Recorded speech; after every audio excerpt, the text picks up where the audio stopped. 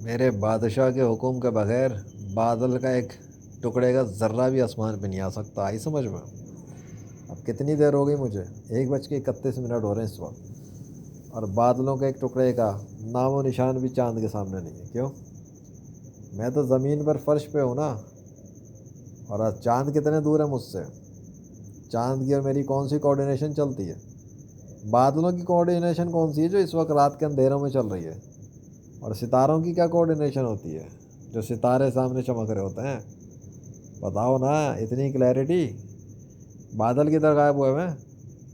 پوری کائنات میں کوئی نہیں ہے جو اللہ کا مقابلہ کر سکے.